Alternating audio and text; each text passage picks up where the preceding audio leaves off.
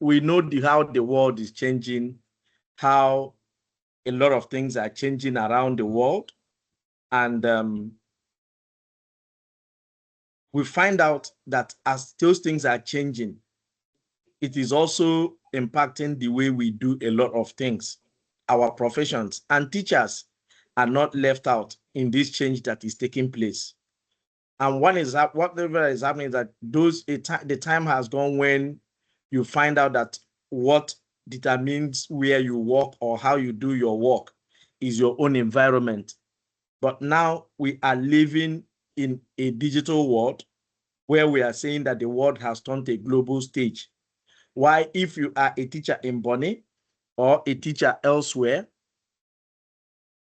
what those skills that will make a teacher excel in China or in US or in Scotland is also expected that you as a teacher in Bonny or elsewhere in Nigeria or in Africa is also supposed to be abreast of those tools. Because the children that we are all preparing are not coming out to play in the world or economy of Nigeria. They are now competing with students or young people of their age across the entire world. So that is the reason why it is very, very important for us, because of the pivotal role that teachers play in preparing the next generation of future leaders, that we equip you with the skills that can help you to also support these young people that you are training.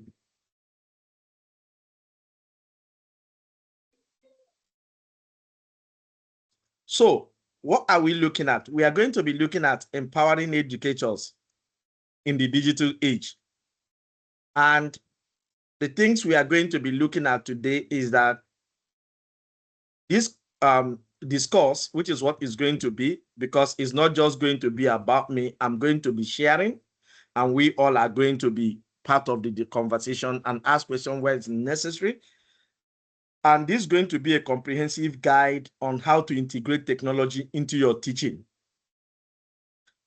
for enhanced students' engagement, personalized learning, and other educational outcomes.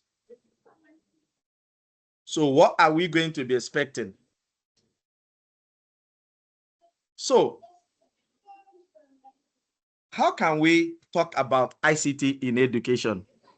So we can know that ICT is a short form for information and communication technology, which is revolutionizing how we teach and learn in the 21st century classroom. So we know that these digital tools bridge traditional pedagogy with innovative approaches that enhance engagement and improving learning outcomes. So most times you find out that teaching and the way we teach it and what we expect the children to learn is changing, like I mentioned earlier on. Therefore, what we are going to do, we'll find out the way we solve mathematics. I can remember when I went to school, from my primary one to, from the whole of my primary one, even getting into primary two, we were using what is called a slate and a chalk. I don't know how many of you in the room here who were able to use slate. I don't know whether there's anybody in the room who used slate at any time in school. If you are, you can raise your hand. Oh, almost every one of us use slate.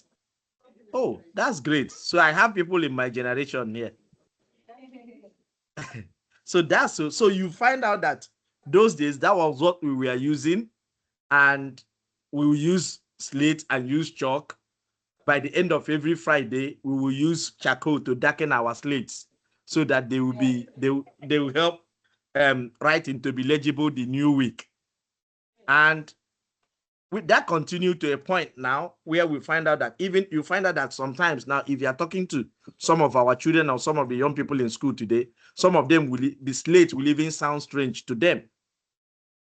So we have moved from that stage to the point where we were just using exercise books only.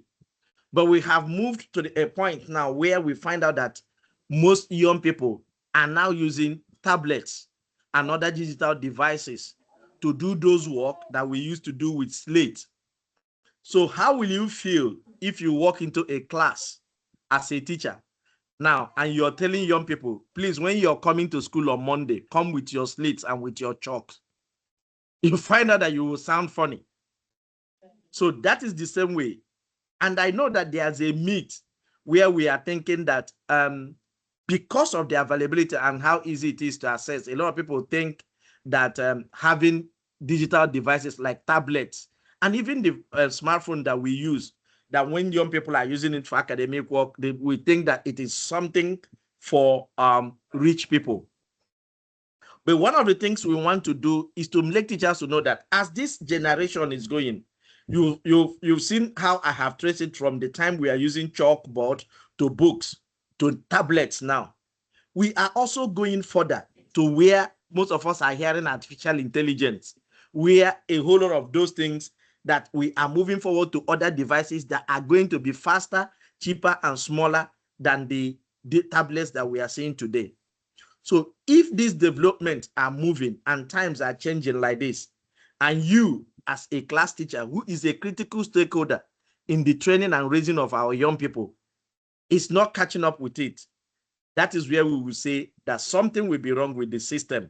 And that is one of the things that informed being in the room where you are today.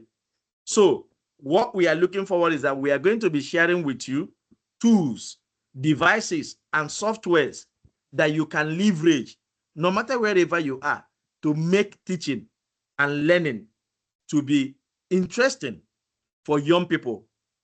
And we found out that when we were able to do that, it helps us to improve the outcome of teaching and learning in our classrooms.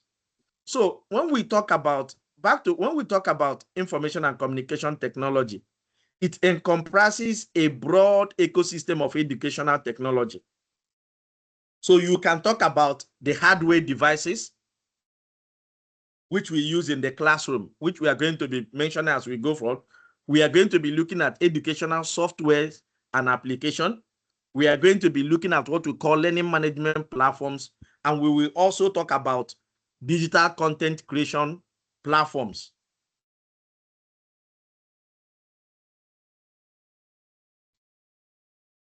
So why is it important for us to have ICT tools in our teaching? So one of the first reasons why it's important, one, is it will enhance engagement. So you find out that it will transform static lessons to interactive, visually rich experiences with videos, animation, and gamified quizzes that capture students' attention and motivation. So one of the things you find out today is that in your classes, we are looking forward to teachers who are not just going to be, who are not going to be dynamic, who will have different method of passing the lesson that you will be teaching in your classrooms. So most times, one of the good things that these digital technologies have done for us is that they've created tools that can help us to make training engagement to be engaging and interactive.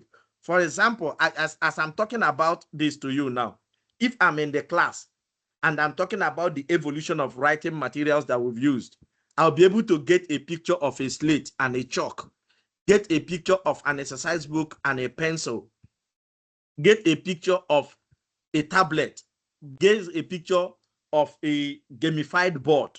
So you find out that when the learners are seeing those things, you will find out that it will make it to be more engaging. For example, when you look, as you're streaming my screen, I will have the option before and just write on Microsoft Word and come here and be talking about to you. But you find out that as you are in the classroom, even seeing my screen and how it is well planned and everything, there's somebody that you find out that might even be the most important thing that will catch your attention first. I will even make you to still want to listen to this man more. Then the next good thing that comes out of these ICT tools for us as teachers is it encourages personalized learning. For example, you find out that some of those tools can help you create the kind of training that people can do at their own time. You can talk about things and that students, not just because you find out that most times we have only 45 minutes to deliver on a topic.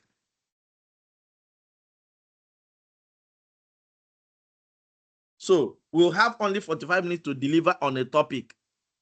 But what we are going to do, what we find out is that beyond that 45 minutes, these tools can also help you to create those learnings where even within the course of the week or the day, students can still come back to those platforms and be able to see what that was taught in class and still be able to engage with them. So we find out that this can support students it can help you to support students of diverse needs.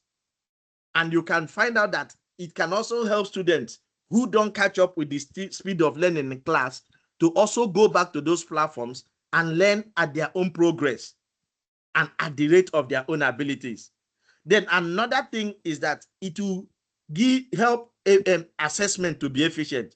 You'll find out, like I'm also saying, you can come to the class and set the test and everybody will move. But this time around, most of us here, when we're going to school, I wrote JAMB as a paper JAMB with pencil and paper, which you write and you take a whole long length of time, like a few months before the result will come out. But we have come to the age now where we know that you don't even need to go with anything to JAMB apart from few things that you can use to do calculation. And you find out that you will finish writing your JAMB latest before the end of that day, you've seen your result.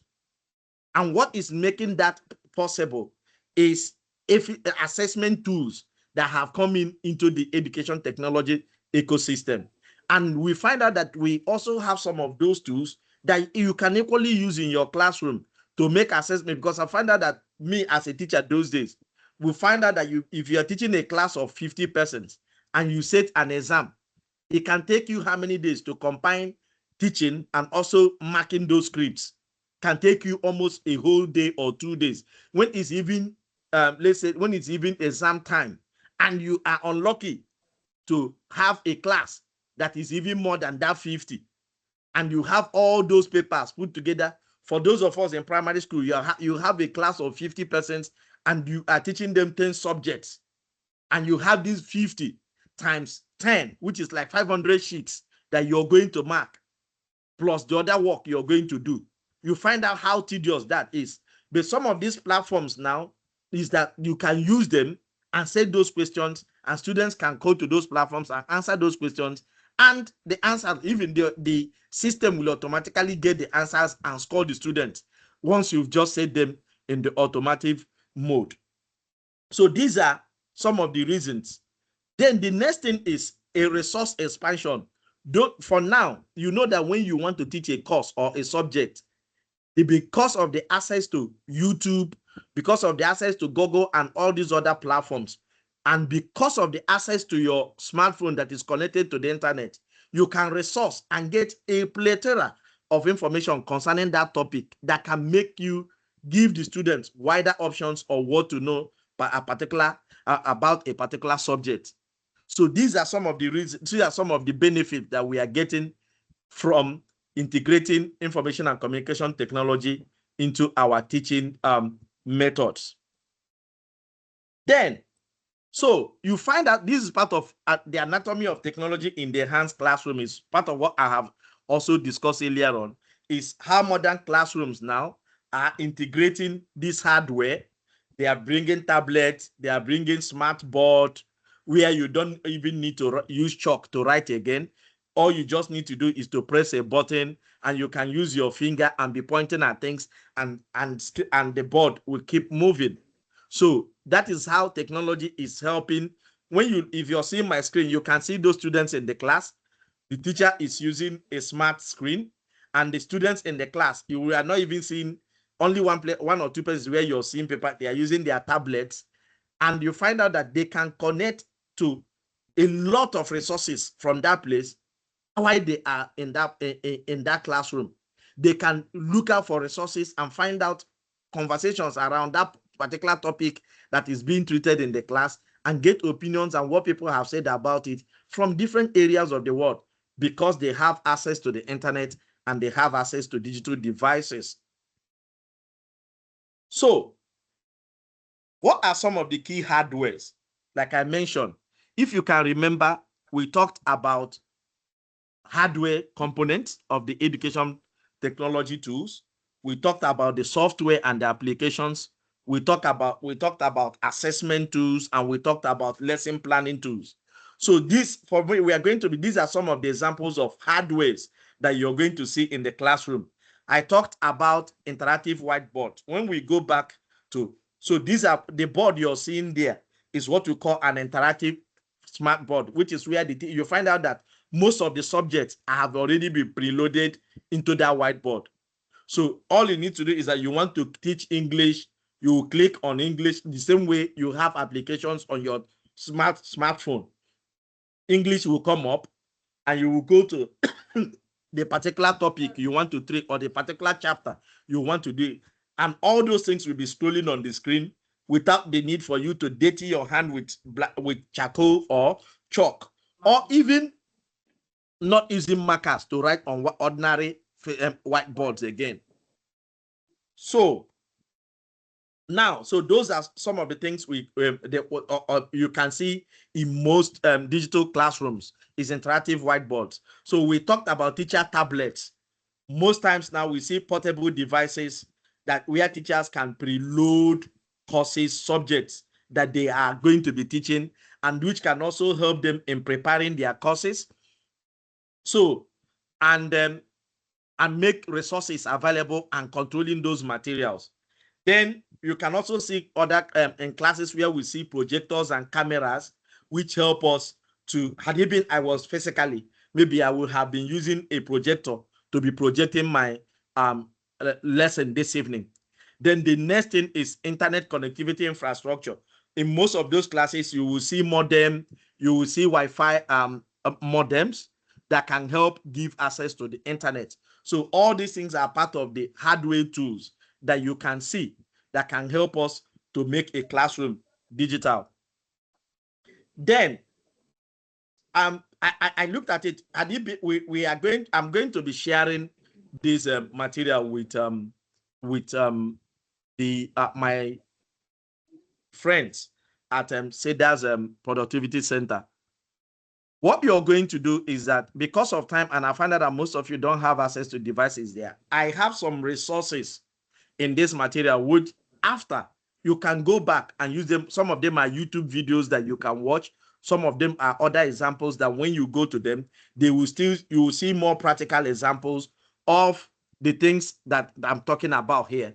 So you find out that one of the things that Smartboard can help you to do, you can help it to draw and annotate directly on digital content. You can help you to bring embed multimedia presentations. It can also save students' contributions and lesson progress on the screen.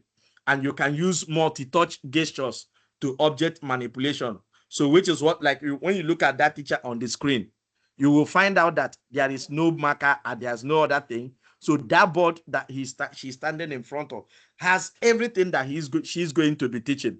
So for example, we see the formula that is on the board. He will have somewhere he will click in either mathematics or physics, and that formula will come out, and all we need to do is to point on some certain things and be able to explain it just with ease, because the content have already been preloaded into that board. So by the time you get these slides, you will see a link that will take you to a YouTube video where you will watch on how this hardware tool is used. Then we'll move to software. So some of the software platforms that you can find useful to use is, first of all, is Google Classroom. I know that we have teachers here. I don't know how many of us are using Google Classroom now in your schools. How many of us, if you can just indicate by raising your hand.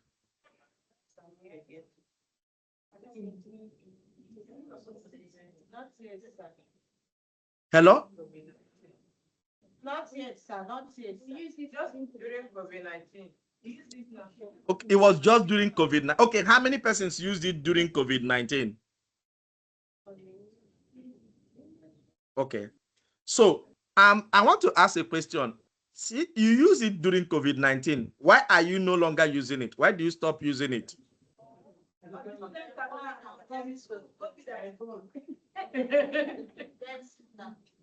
Hello? Yes, sir. Yeah, I'm asking, why did we stop using it? But the students are in school now. Then they were not in school. So now no COVID. COVID has gone. All right. So when COVID stopped, when we were in COVID, how were they assessing the your Google Classroom at home? What devices, what were they using? Maybe their parents' phones. So They are lesson teachers.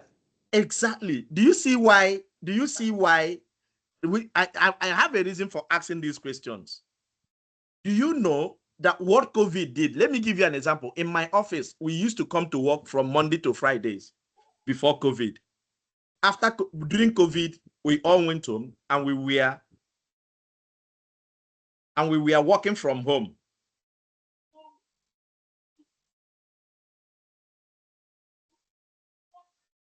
Hello, and we were working from home. So just because we were working from home, we stopped. We were working from Monday to Friday at home. Like for example, now we have offices in 6 African countries, and in Nigeria here we have offices in 3 locations. I have my office in Port Harcourt, we have in Abuja, and I have some other team members in Lagos. So as I'm talking to you, I live in Port Harcourt and I do everything in Port Harcourt, but I am coordinating our work in over 24 other African countries. So as I'm talking to you now, I might jump off from this call, if not that it is end of the day, and enter a meeting with my colleagues that are from all over the world. Or I can be in my house where I am now and be holding meeting with a partner that is in Switzerland. But what happened was that after COVID, we now saw that even no matter without coming to the office, that people were still being productive, and even a lot more could be done. Most of you that stop, like you're saying, you stop using Google Classroom, using Google Classroom. I wanted to ask you, what was the challenges you experienced while you were using it during COVID? Some challenges you experienced. I think number one was light issue. Light? Then another one was network. Okay, another one was data. Network. Okay, network, internet network. Yes. All right. Okay, another thing was that if you, because I just completed exams, I used it, I still use Google Classroom till now. So if you type, there's a way certain way you will set your answer, and the child will write the same thing, just that it's not in capital letter, or the way you gave the answer is not in capital letter. The child may write it with and to fail it. So I have to go back and start typing, like to start giving scores to make sure that the child is correct, to for the Google app to mark it, prove that that particular answer is right.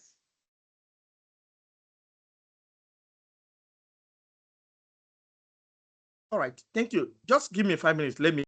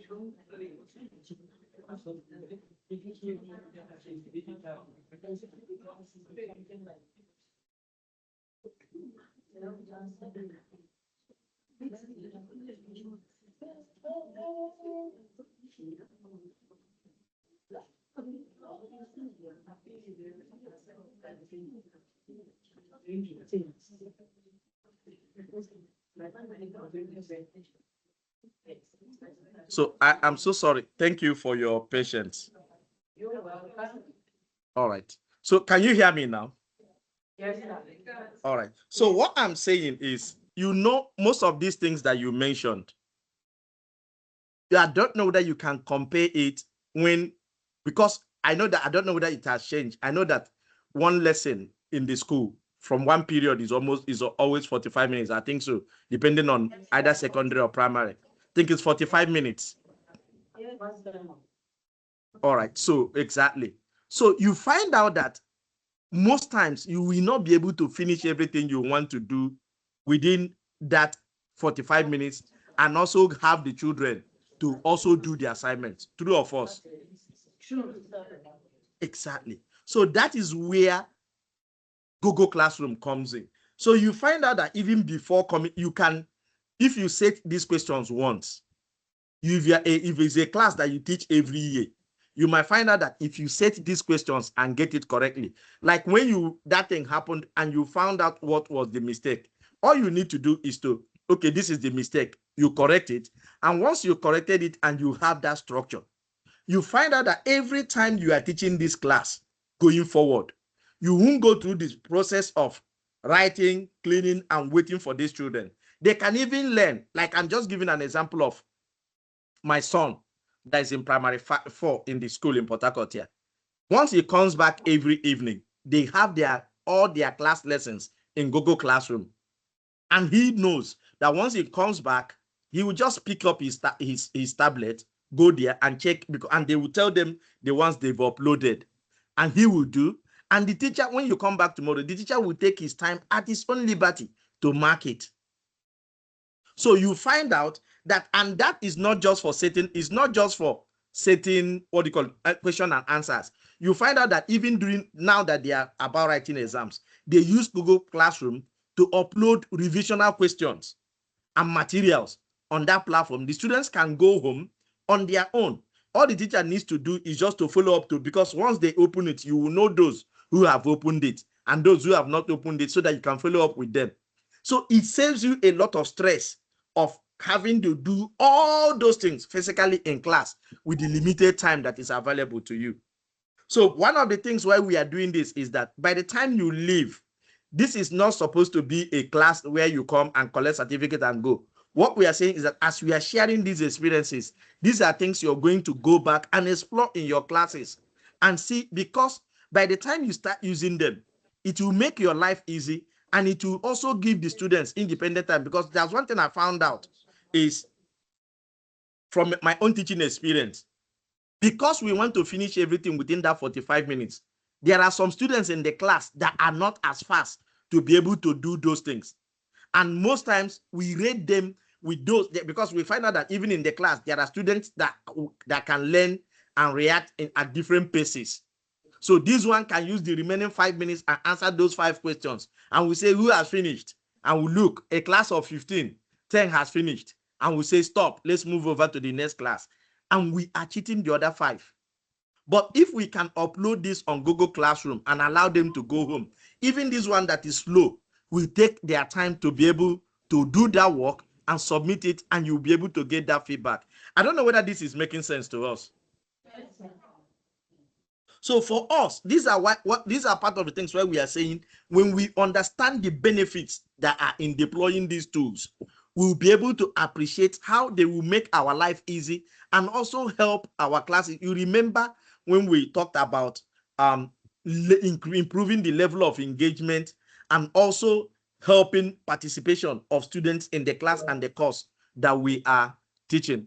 So these are some of the reasons why it is necessary that we take note of these tools, practice it on your own. Your school might be at a point where they might not be able to use it, but when you are able to find out how these tools can make your life easy, how they can also increase the output and the performance of the people in the class, that's when we'll be able to appreciate them. And look at when most times when I hear some of those problems we mentioned about electricity, lack of network and every other thing. But if I ask you to go to the homes of those children, an average of them spends not less than 20% of their income buying data to be online, just to follow trends and do TikTok. You know what I'm saying is true. Even in the room here, we know how much we spend scrolling on Facebook and on TikTok and on Instagram. But when we know that there is something we want to use this data for, that's when you will appreciate that this thing does not even consume much data. But we have had this mindset that it consumes data. But when we compare it to other things that we do that does not even add value to us, we'll find out that there will have enough resources that can help us to be able to take advantage of these digital tools.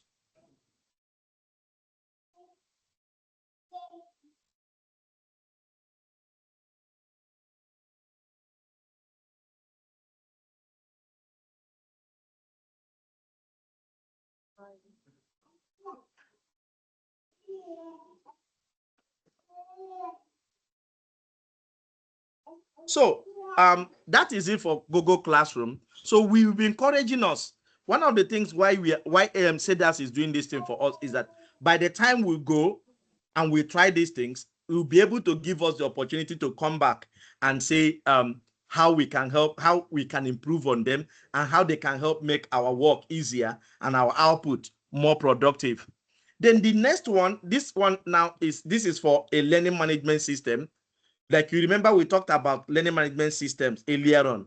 Then we have the Kahoot to Quiz software.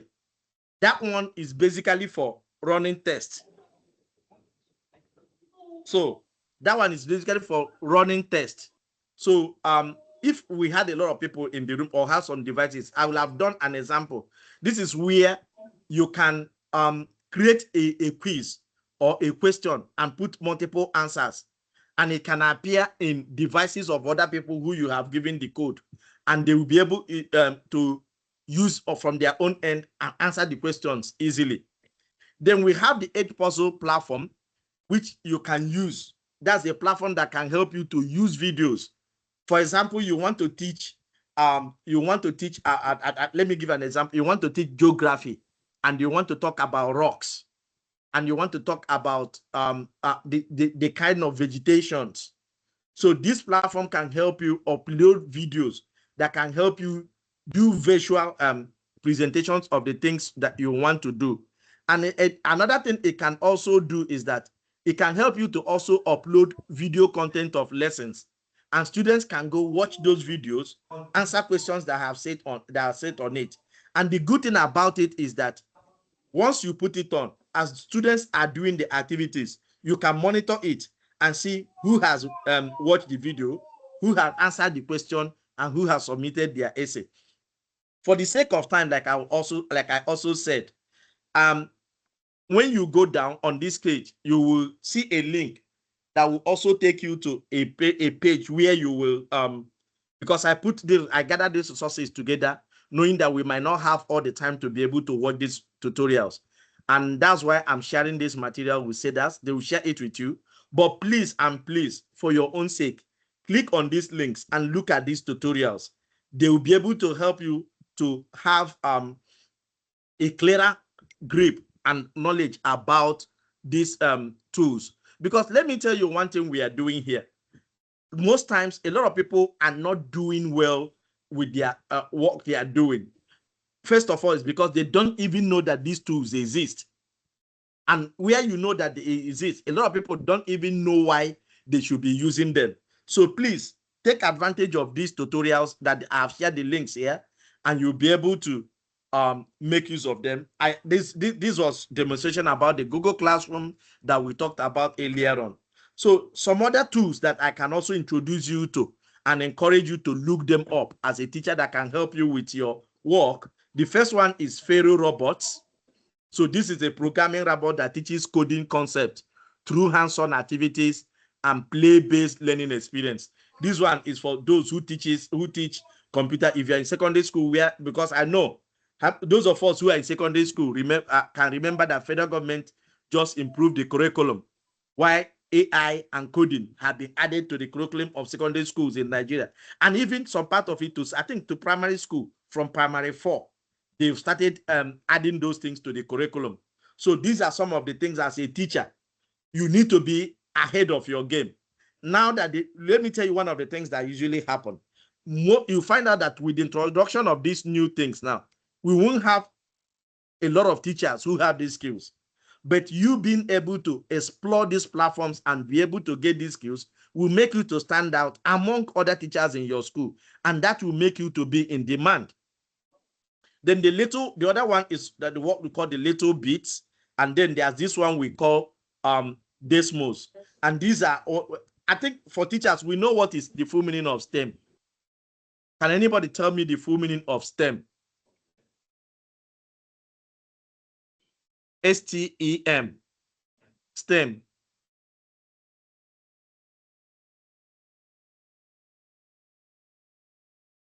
Okay. So this is good. So for us, these are some of the things for teachers here. STEM stands for science, technology, engineering, and mathematics. So most times that is the word that we use to, that is the word that when we are talking about science-based subjects. So anytime you hear STEM education, that is what we are talking about, science-based education. So it involves science subjects, technology subjects, engineering subjects, and mathematics supported subjects. So, and one of the things that we also talk about is that most of these you find out most of these applications can also help you to, what do you call it, do collaboration. For example, on that Google Classroom, you find out that you and your students, you can give the students feedback in real time. You don't even need to. So students can come there and ask maybe why they are working on the assignment that you gave them on the Google Classroom. They can ask you questions where they don't understand, and you can respond to them from anywhere you are without even being in the class. So these are some of the things that the tools are going to be, that understanding these tools are going to be helping you to do. Then we now move to lesson planning tools. I know that for teachers, this is one of the major areas, is that how do we plan our lessons? So please take note of most of these applications I'm going to be mentioning here. And your work after this training is to look all of them up and find the ones that will best serve your purpose.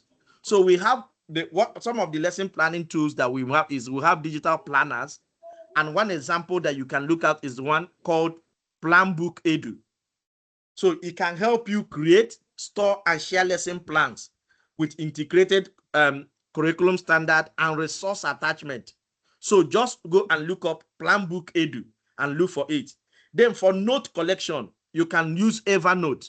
So which can help a teacher. I know that when you are preparing lesson note or when you're writing, there's need to put your ideas together and organize them and put them into task. So Evernote can help you to do that. And then for managing your project as a teacher and tracking the assignment, you can look up an application that is called 𝗡𝗄𝗻, 𝗡𝗄𝗻, and Evernote is 𝗡𝗂𝗎𝗛𝗡𝗙.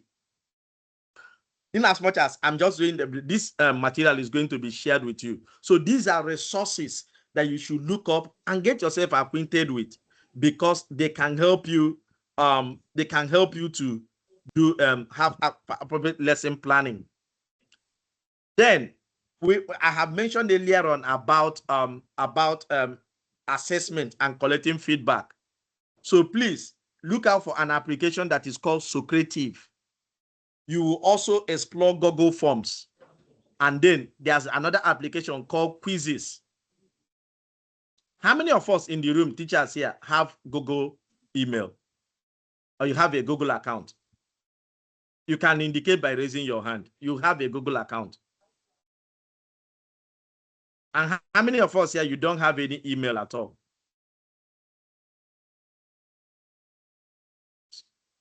So that your account, that your Google account, like when I'm talking about Google Classroom, when we are talking about Google Form, those things are already embedded in that account.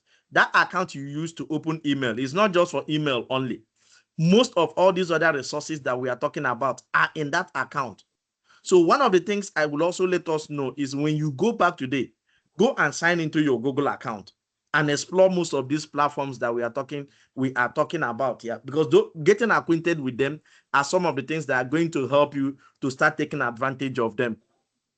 So, and I have mentioned earlier on about the benefits that come with most of these tools and how they can support what you're doing. So one of the things is that one of the benefits is that they can help you to save time in grading. I mentioned to you earlier on my experience as a teacher those days, when you have a class of 50 students that are doing 10 subjects, and every test time you're going to be marking 50 times 10, which is like 500 sheets of paper. And you do it by midterm break, and you do it also by the end of you also do it towards the end, by the time they are writing the end of term exams. And it will also help you to understand learning gaps immediately and personalize instruction based on real-time data. Like as I'm talking to you now, by the time you're giving these students, you will see the ones that are lazy.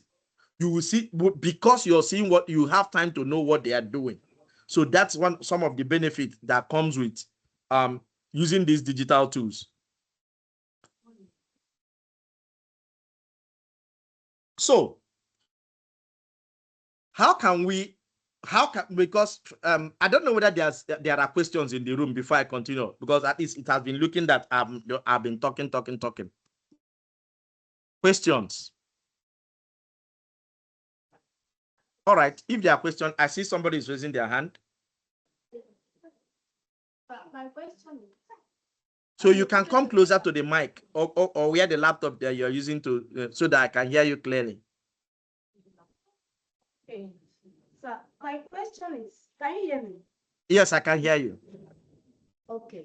My question is, in a situation whereby, let's say 60% of the students don't have access to, let's say they don't have Android phone, they don't have laptops at their homes, what will a teacher do to be able to, so that those people who have these devices will not outsmart the other one? What will a teacher do? Okay, because you don't need. Yes. So that, okay, it was like you preempted the next. If you look at my slide, the second thing I talked there about is about maintaining balance. There's what you call blending digital tools with the traditional teaching method. We know that everybody, it's not everybody that has these digital devices at home, and even it's not all the teachers. So what are we trying to do? You might, when we say first of all, start small. There are tools that you can start with. First of all, for you as a teacher, that can help you to get resources that can aid your teaching. You can start from there. And by the time you start from there, let me tell you what usually happens. When you introduce it, when other students, I'm talking as a parent, even that have parents that grew up, even most of those parents, when they will tell you they don't have this thing, a very good parents will make effort to get most of these things for their children where it is necessary. Because like I know it is not every home that you have a smartphone, but we know by a research that not less than 70 to 80% of households in Nigeria have at least one smartphone. Yes. You have at least one person in the home that is using smartphone. So if we make them know the benefits that is going to come from it, you find out that most parents will be able to turn in. Let me ask you the question. When during COVID, when almost everybody were using it, you find out that because a necessity came, at that point in time, did we say, oh, we are not going to do it because some students do not have it? What we find out was that when most parents saw that this is the only option, even those that don't have smartphone in their homes, got it to make sure that their children join the classes. Am I saying the truth? Yes, sir. So that is what we are. So what we are going to do is that we will start small. We will not just come at the beginning and just tell everybody, and by next week, everybody will have smartphone in their home and every other thing. You can start with those who have and start preaching the message of the importance and the benefit, how it can help the students. If they see the benefit over time, you will now see that. That's why I say you move from start small. That's why I say begin with one or two tools that addresses the most pressing teaching challenges, and then master this one, and then the next thing is maintain balance. At that first time where you're starting, you can be giving online assignments for those who don't have. But what you will also do is that those remaining that do not have this thing, don't fail to also give them an offline assignment, while we keep moving to a point where we'll get everybody to have the tools that can help them access the digital platforms. I hope I answered your question. All right. Any other question?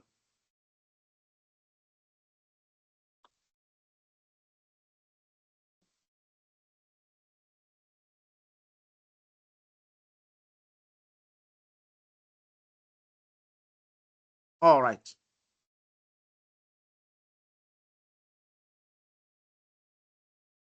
Okay, so we'll move on. So having discussed the first one, so we ensure accessibility. So this is where the question you ask, verify that all students can access and effectively use the selected tool, provide alternatives when necessary, and then provide support, offer clear instructions, do tutorials and practice time for students and fellow teachers when introducing a new technology. It's not something that will just happen overnight. We will take our time and take everything small. Then these are some of the challenges we've identified which affect the adoption of ICT in the class. So we find out that we know that digital literacy gap, not everybody are at the same level of digital literacy. So what are we going to do? Which is part of why we are doing these things now. We are doing these things because we know that not all the teachers are at the same level. This is a capacity building training for teachers. So one of the solutions is to offer targeted professional development, create peer mentoring programs, and provide step-to-step guides. What do you mean by peer mentoring programs? I have been, since this year, I have been running this training that like this for teachers across Africa. We had one for East Africa, for the French-speaking countries, for Southern Africa, and then for English-speaking West Africa. One thing that we challenge everyone that participated in that our training is that, which is even why I know that Priscilla participated in that training. Priscilla, I think you participated. Yes, she did, sir. I think you did. Yes, I did. All right, great. So what we did, which is the outcome of why part of why you are doing this now, is that we encourage everyone that participated in that training to go back to their school, to go back to their own or communities, to organize. So you that is also here now, there are some teachers in your school who are not participating in this. We are also challenging you that some of the things that you are learning here, it will be your role to also help some other teachers in your school to also learn. This is one of the solutions to help in closing closing the the digital literacy gap. Then we know that by the time you start using these platforms, there will be a challenge of privacy. What we are talking about when people go online, how are they going to be safe? These students that are going to be using this and are going to be signing in online. How are we going to protect their password? How are we sure that people are not going to be bullying them when they go online? So what we are advising is, please, when you are using any of these platforms that we are suggesting here, find out the education versions. The educational versions have higher level of security that will make sure that your data is protected, that your privacy is also guaranteed. And what again we also encourage you to do when you are using any of these platforms, please review their privacy policy before using them. And again, also try to train on data protection practices. How do we mean by data protection practices? You should learn how not to share your password. Learn to also, every time you finish using your laptop, that you don't leave it open, that you have a strong password that is not shared with everybody. Those are some of the practices that can help you protect your data and keep your privacy. So as a teacher who is planning to use this platform, you should be get yourself acquainted with these practices that I mentioned. Then when it comes to connectivity issues, which was part of the network that you mentioned, please, there are some of these tools have what we call offline capabilities. That means when you have access to the internet, you can log on and download them in the state where you can use them even if you don't have access to the internet. And that's what we also say, prepare backup lesson options. Even when at the beginning, when you have not mastered this thing very well, after doing the digital one, have the hard copy one, that in case the digital one didn't come up, you can use the hard copy one. Then for student engagement, we know that some of the challenges is maintaining meaningful engagement beyond when it is still new. So what are the solutions that we are suggesting here is that you focus on your pedagogical goals, not just the tools. We know what we want to achieve in the class. Don't focus on who is using who is a professional in using the tool. What we will focus on is this tool giving us the result that are helping us to meet the objective that we set in this subject or in this particular course. Then incorporate gamification, that's using game to also teach drive lessons home and encourage the students to create their own content. Let me give you an example. My daughter was asked to come back to sometime last week to create a flyer. That was a way of still practicing part of the things that they have learned digitally in school. Then, what are the things how you're going to do? Please, to transform your ICT tools, one of the things we learn is that they will help empower the students to express their ideas through multimedia projects and innovative content, like as I mentioned. So these tools will also help you to connect globally. For example, when you are talking about a subject in physics, you can use, when you are online, you can use these ICT tools to check how this subject is taught in China, how is it taught in India, how is it taught in America, how is it taught in other parts of Africa. These are some of the benefits that come with it, is that it will help you to connect globally and get global exposure. It will also help to boost engagement with the students in the class. And like I mentioned earlier on, it can help you to personalize learning. That is where you tailor instruction based on the individual needs of the students that are in the class. So these are some of the these are further resources and further learnings that by the time I share this with with the organizers, they will also share it with you, and I will encourage you to take advantage of these tools to be able to move on to improve your skills and your capabilities to be able to deliver in the current classroom and also improve the outcome of your students. Thank you so much.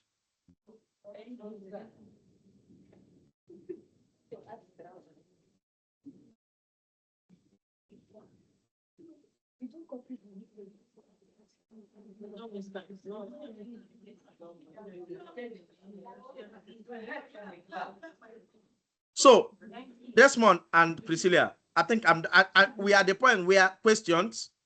I want to entertain questions. If you have questions.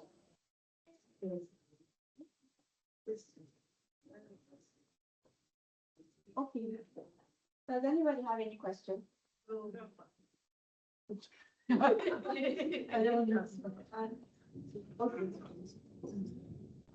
Okay, I think I do. Okay. Somebody Please wants go to ask ahead, a question? Chidi. Okay. Please, I came in late, so there is a concern I have.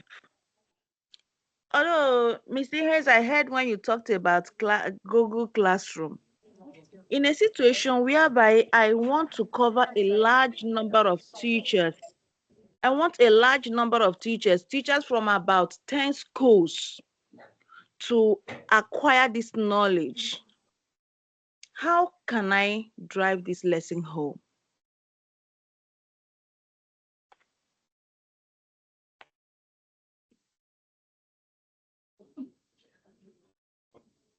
Come again. Is it the lesson of how to use Google Classroom? Yes. So it's just simple. Like all you just have. That's why I asked. You yourself, have you used Google Classroom before? No, I have not used it, but I have not used it to engage anyone. All right. So the simple process, that is even the easiest of every other thing, is just to, I know that Desmond and Priscilla are in Bonnet. You can engage them. If it's a school that has teachers from 10 schools, you can bring the school together and discuss with Desmond. And I know that private schools now, they have a lot of money, so they can pay. And he will come and just do a simple demo for them on how to use it. Did I answer your question? Okay, no, I am talking about as an individual. I have a lot of teachers that I would want to transfer an idea to, and using this Google Classroom, I would want to use it to engage them. How can I go about it? Simple. Like the same way we engage students is that you create, okay, that's why you say you join late. So they will share this document with you. In this document, that's where we talked about steps where you can take to open a Google Classroom and how you can take action. All you need to do is to get all those teachers you want to do to sign on and have a Google account. When they have a Google account, you that want to teach them, we create a Google Classroom account. In your Google account, you open Google Classroom and create a classroom and add all of them into that place. So when you add all of them, like you are in your class, all you need to do is that if there's any lesson you want them to learn, you can upload it on that platform, and every one of them that have signed will have access to it.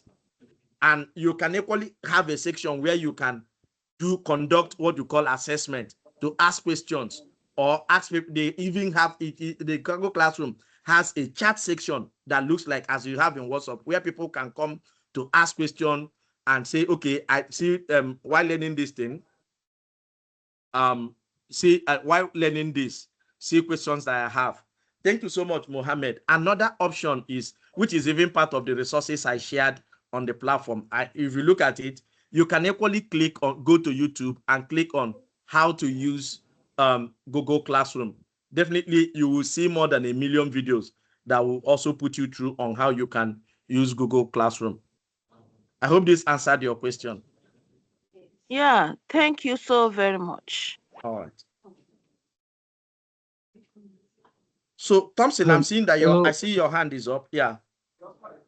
Yeah. So thank you so much, sir. Thank you for joining us. So I wanted to add to the question, to the answer. If she needs support on how to set it up, in terms of how to organize the session, we can help with that. You can reach out to us. We'll support you at no cost, because you can make it, since you say you have access to teachers. you can make it an on-site meeting or a virtual one like this, and we can support you set up and you facilitate, since you already have access to teachers. So anything you have to do relating to supporting teachers to acquire digital skills, we have a lot of plans for that next year. So if you want to link up with us, we'll support you wherever we can. All right. Thank you so much. Like, this has confirmed my destiny. So you are also in the room already, and you are inside the center. Grab the Cedars team, and they will give you all the support you need. Thank you so much, Thompson. Chidi Agaraya. Okay, ma, please. Go ahead. I saw that your hand is up, Chidi. Can you unmute?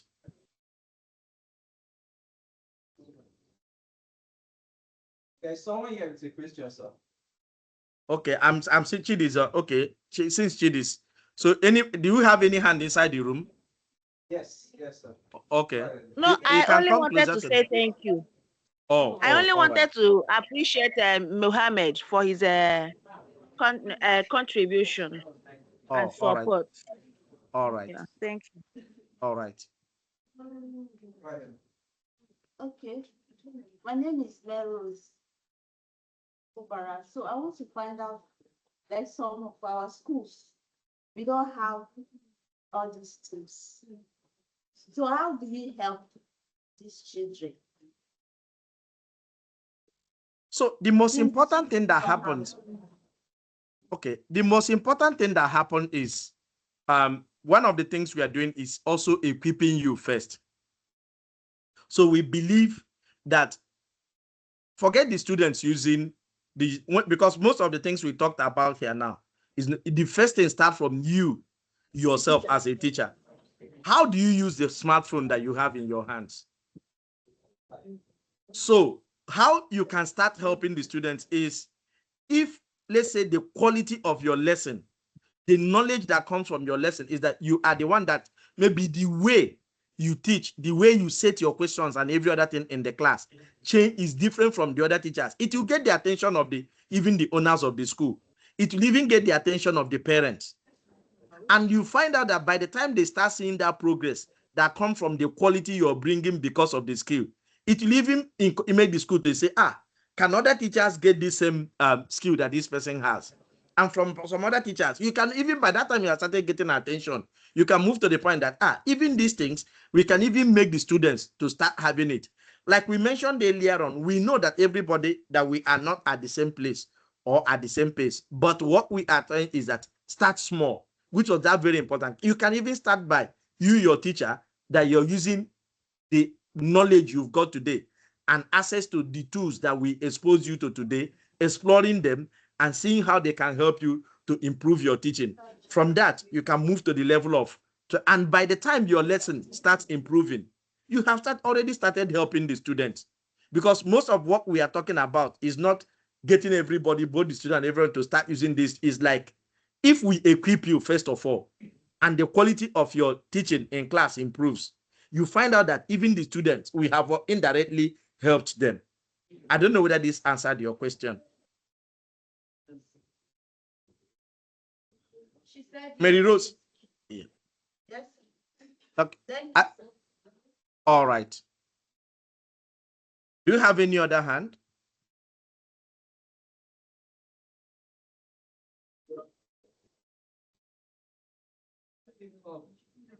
All right. In the absence of any other question, I'll be handing over to Desmond and say thank you. It was great being with you people. Like they mentioned, my organization, Paradigm Initiative, is also running trainings that is building the capacity of teachers. And whenever the opportunity, like next year too, we are going to be running series of trainings. Even something will be coming up in January. I will want, since you're in Cedars Network, whenever we are doing those trainings, where we bring in, it's not just me, we bring in other professionals in the educational sector to come to teach us. We'll be exploring how you can bring in AI and take advantage to help you to improve your lessons and other resources that will be available. Please be on the lookout. Every time, anytime, next time when these trainings will be coming up, we will also extend those invitations to you. and encourage you to also join those trainings. Thank you so much, and it was great being with you this evening. Thank you, sir. Thank you, sir. Thank you very much, sir.